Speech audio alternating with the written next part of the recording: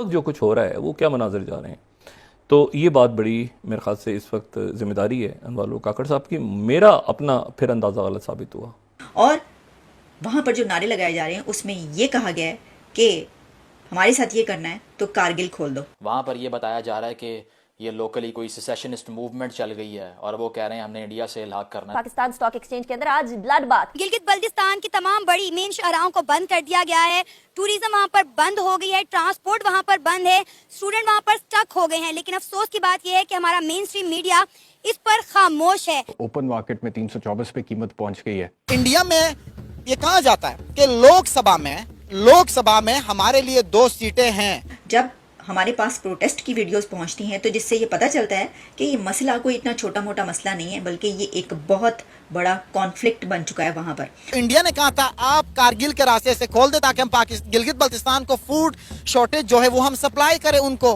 ठीक है, तो ये अगेन हमारी हुकूमत और हमारी हुकूमती कारकर्दगी पर एक बड़ा स्लैप है, चांटा है जिसको हम कहते हैं। तो फिर हमारी मंजिल कारगिल है, कारगिल लद्दाख में है, लद्दाख इंडिया की यूनियन टेरिटरी है। पाकिस्तान के कब्जे वाले गिलगित बाल्टिस्तान में एक बार फिर बड़े पैमाने पर विरोध प्रदर्शन हो रहा है। प्रदर्शन में शामिल लोग भारत में विलय होने की बात कर रहे हैं। ऐसा कहा जा रहा है कि इस क्षेत्र में अब तक का सबसे बड़ा विरोध प्रदर्शन है।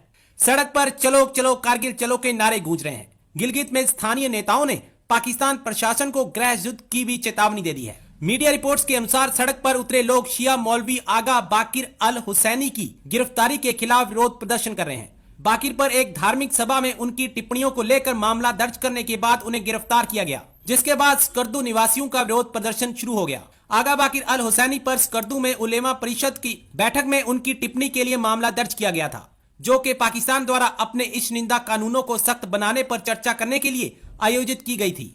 अब पाकिस्तान मीडिया गिलगित बाल्टिस्तान में हुए इस विरोध प्रदर्शन से सख्ते में है। पाकिस्तान की अथॉरिटी से ये सवाल करना चाहती हूँ कि क्या गिलगित बल्तिस्तान पाकिस्तान का हिस्सा नहीं है? अगर गिलगित बल्तिस्तान पाकिस्तान का हिस्सा है तो फिर वहाँ पर जो कुछ हो रहा है उसको मीडिया पर दिखाने पर पाबंदी क्यों है? या फिर मीडिया से सवाल करना चाहिए कि क्या आप नहीं समझते कि पाकिस्तान के किसी भी इलाके में अगर इतना बड़ा प्रोटेस्ट हो रहा होगा कि पूरे का पूरे इलाके के लोग सड़कों पर होंगे और वो नारे बुलंद कर रहे होंगे और लाखों की तादाद में लोग सड़कों पर निकलेंगे, तो आप तब भी उसको कवर नहीं करेंगे? बड़ी अजीब सी बात है, लेकिन हो ऐसा ही रहा है। तो हमने सोचा कि क्यों ना हम ही इसके ऊपर बात कर लें।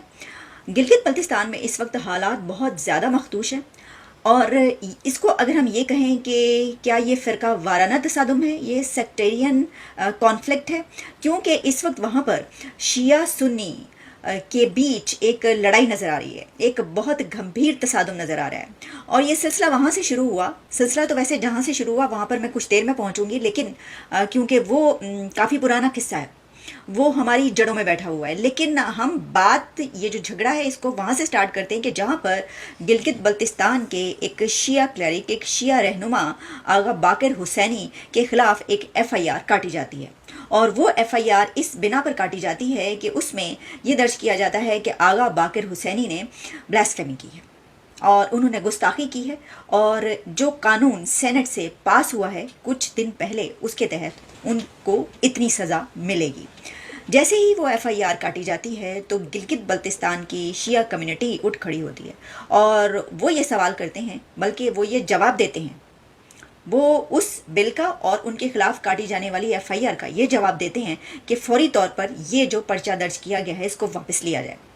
और फिर उसके इस सिलसिले में जो तकरीर होती हैं, जो स्पीचेस देखने को मिली हैं, उसमें जो सवाल उठाए गए हैं वो आपके सामने भी रखेंगे। लेकिन सिर्फ बात यहीं तक नहीं रहती, बल्कि उसी के साथ जो वहाँ की सुन्नी कम्युनिटी है, सुन्नी मसलक से ताल्लुक़ रखने वाले लोग, वो भी उठ खड़े होते हैं और वो कहते हैं कि हमारी बात मानी जाए। तो आप इसको इस तरीके से ले सकते हैं कि इस वक्त वहाँ की जो 2 बड़ी कम्युनिटीज़ हैं, शिया कम्युनिटी और सुन्नी कम्युनिटी, 39% शिया हैं वहाँ पर, और उसके बाद जो तीसरी कम्युनिटी है वो है इस्माइलीज़ की। तो 2 बड़ी कम्युनिटीज़ के बीच ये तसादुम हो रहा है। अच्छा, इस तसादुम के पीछे ये जो FIR काटी गई, इसके मुतालिक ये कहा जा रहा है कि ये हुकूमत पाकिस्तान, हुकूमत वक्त की तरफ से काटी गई है। तो इस बिना पर वहाँ पर जो मुजाहरे हो रहे हैं, जो प्रोटेस्ट हो रहे हैं, वो हुकूमत के खिलाफ भी हो रहे हैं। Player is all mine sir. बहुत इंडियन ऑडियंस आपकी फैन है और बहुत सारे लोग बहुत दफा इंसिस्ट भी करते हैं कमेंट्स में कि अयूब मिर्जा जी को बुला के उनसे कश्मीर के डिस्कशन किया करें। तो एक ट्रेंडिंग चीज चल रही है, आई थॉट कि आपसे ही डिस्कस की जाए। अभी करंटली एक एहतजाज शुरू हुआ था, कश्मीर से शुरू होकर पूरे पाकिस्तान में फैल गया, पाकिस्तान के बिल्स को लेके, जहां एक तरफ दूसरी जानिब हिंदुस्तान बांग्लादेश जैसे मुल्कों में 2.5 रुपए से बिजली का पर यूनिट जा रहा है, वहां पे पाकिस्तान के अंदर 55 के आसपास पहुंच गए। क्या कहेंगे, एक तरफ बिलों के एहतजाज और चंद्रयान, जब चंद्रयान 3 चांद पे गया उसके बाद से पाकिस्तान की आवाम को ज्यादा अवेयरनेस आ गई और उनके 14 तबक रोशन हो गए कि यार हमारे तो कभी बिजली के बिल चांद पे पहुंच रहे हैं और कभी हमारे जो है ना रेट्स हर चीज के, और हिंदुस्तान बाकी चांद पे चला गया, हमारी तो आंखों पे पट्टी बंदी हुई थी 75 साल से। क्या कहेंगे इन तमाम चीजों? आप जी बहुत शुक्रिया। आपने जो चंद्रयान 3 की बात की है ना, ये ही बात मैंने आज अपने शो में की है कि चंद्रयान 3 जो लैंड हुआ है उसने पाकिस्तान और पीओजेके के अवाम का दिमाग जो है ना पलटी खा गया कि ये क्या हो रहा है और हमारे साथ क्या हो रहा है।